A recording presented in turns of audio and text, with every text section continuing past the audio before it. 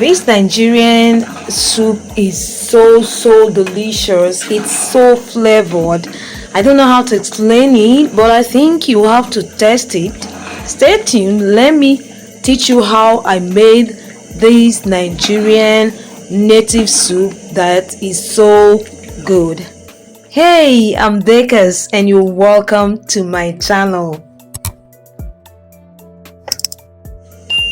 In this soup we need lots of protein. I have already cooked beef meat and stockfish. So in it I added my cow skin, the Pomo, and crayfish and dried fish.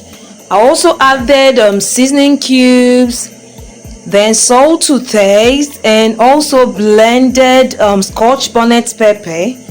I always need lots of pepper in my soups, but while putting pepper, don't over put it because it might become too pepperish that you might not want to eat the soup when you're done with eating it.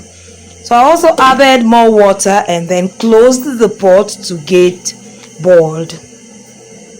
To add to our flavor, we're going to be using the Uziza leaves.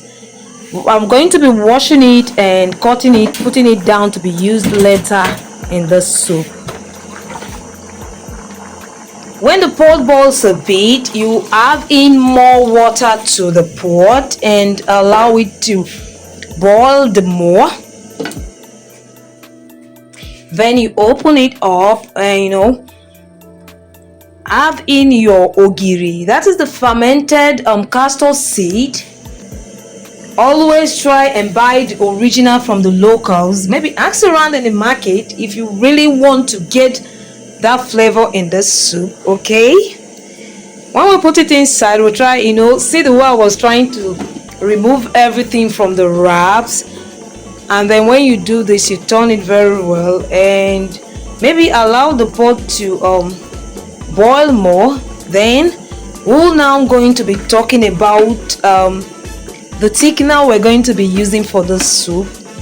You might use cocoyam thickener or any thickener of your choice. Like there's one they call Ofor or Achi, but the purpose of this soup I used Ofor for my thickener. Okay, I just added palm oil, a little bit palm oil to my Ofor, mixed it very well, and then added it back into the pot, mixed it, and at this moment the pot remained open. I continued to stir till everything was well mixed and I got the texture that I needed. Always remember to adjust the taste of your food. Make sure everything is in the right proportion. So I always suggest you use the seasoning to make it taste all good. So at this point I added in my periwinkles to the soup. I don't want it to get overcooked. Then I stirred it.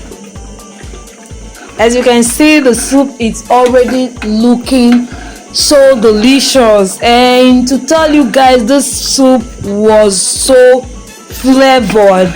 I love it so much and it goes with any swallow of your choice.